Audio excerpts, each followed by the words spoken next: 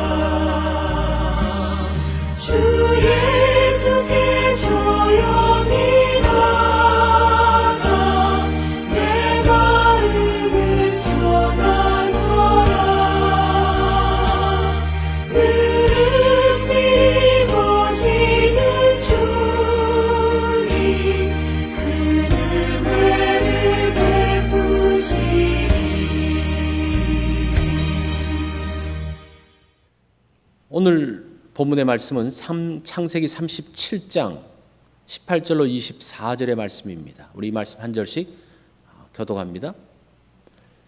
요셉이 그들에게 가까이 오기 전에 그들이 요셉을 멀리서 보고 죽이기를 꾀하여 서로 이르되 꿈꾸는 자가 오는도다. 자, 그를 죽여 한 구덩이에 던지고 우리가 말하기를 악한 짐승이 그를 잡아 먹었다 하자.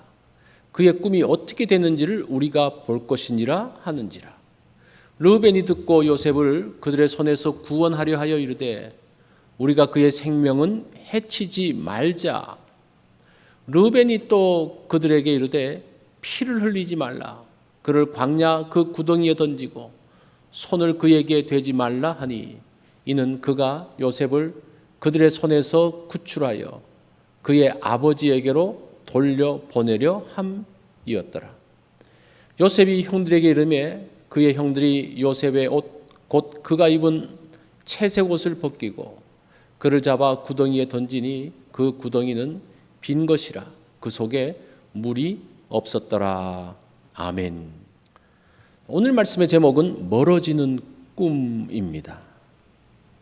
요셉의 꿈은 형제들보다 뛰어난 것이었습니다. 그 집의 모든 사람들, 아버지를 포함해서 모든 사람들보다 더 뛰어난 위치에 있는 것이 그의 꿈이었습니다. 요셉은 그 꿈을 간직하며 살았습니다. 아버지와 어머니도 요셉에게 기대를 했습니다. 요셉은 아버지 야곱의 특별한 사랑을 받았습니다. 요셉은 사랑하는 라헬의 아들일 뿐 아니라 그만큼 영특하고 잘 순종하는 아들이었습니다. 19절로 20절에 보면 이제 그 요셉이 아버지의 심부름으로 그 형들에게 먹을 것을 갖다 주러 가는 그 장면입니다. 19절 꿈꾸는 자가 오는도다. 자 그를 죽여 한 구덩이에 던지고 우리가 말하기를 악한 짐승이 그를 잡아먹었다 하자. 그의 꿈이 어떻게 되는지를 우리가 볼 것이니라고 말씀합니다. 자, 요셉이 꿈을 꾸고 그 꿈을 향해서 나가는데 그 주변 환경은 쉽지 않습니다. 형들이 요셉을 싫어합니다. 요셉을 해하려고 기회를 엿보고 있습니다. 드디어 기회가 왔습니다. 요셉이 집을 떠나 양치는 형들에게 왔습니다. 그 요셉이 오는 것을 보고 형들이 이제 모의를 합니다. 요셉을 구덩이에 던져버리자. 그 구덩이에서 어떻게 되는지 한번 보자. 그러면 요셉의 꿈이 이루어질까? 형들은 요셉을 처리할 생각들을 의논하고 있었습니다. 자, 그런 상황에서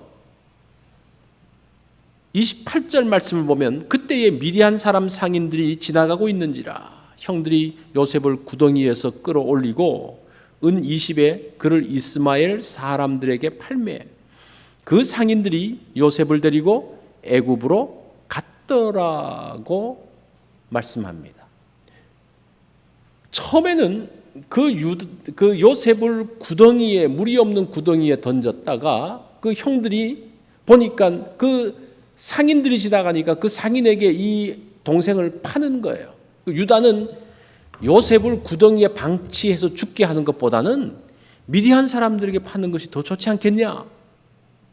돈도 벌 수 있고 또 그 아이도 죽지 않고 살 수 있으니까 다 좋은 게 아니냐? 그러면서 팔아버렸습니다. 자, 이런 상황을 볼 때 요셉의 꿈은 점점 더 멀어져 가고 있습니다.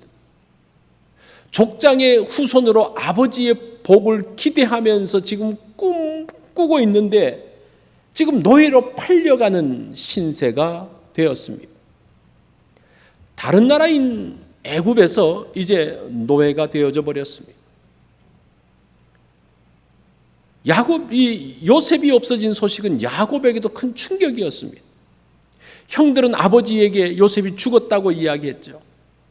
요셉의 현재 상황은 그의 꿈을 가로막고 있습니다. 이 결과론적이지만 결과적으로 봤을 때에 요셉이 노예로 애굽으로 팔려가는 것이 꿈을 이루는 과정이에요. 그런데 요셉의 입장에서 봐서는 이것은 꿈을 막는 그의 꿈을 완전히 끝나버리는 그런 상황이었다는 겁니다. 사실은 하나님께서 이것을 아셨기 때문에 애굽으로 가는 것이 꿈을 이루는 것을 아셨기 때문에 그 모든 상황을 허용하고 계셨다는 겁니다. 하나님께서 주신 꿈은 반드시 이루어집니다. 주변 상황들이 더욱더 힘들어져 있고 현실적으로는 그 꿈이 사라지고 있는 것처럼 보입니다. 그런데 오히려 그 상황이 꿈을 이루어가는 과정이라는 거예요. 그것이 오히려 하나님이 준비하신 길이라는 겁니다.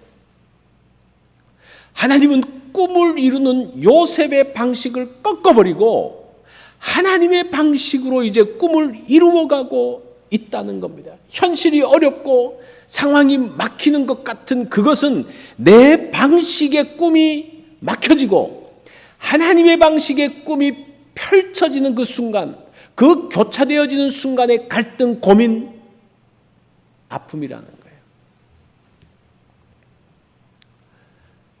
꿈에서 멀어질 때 내 방식의 꿈이 사라지는 것이죠. 하나님의 방식을 기대하며, 그때에 오히려 하나님의 방식을 기대하며 인내하며 성실하게 그 길을 가면 어느 순간 그 꿈이 내 앞에 있는 것을 보게 됩니다.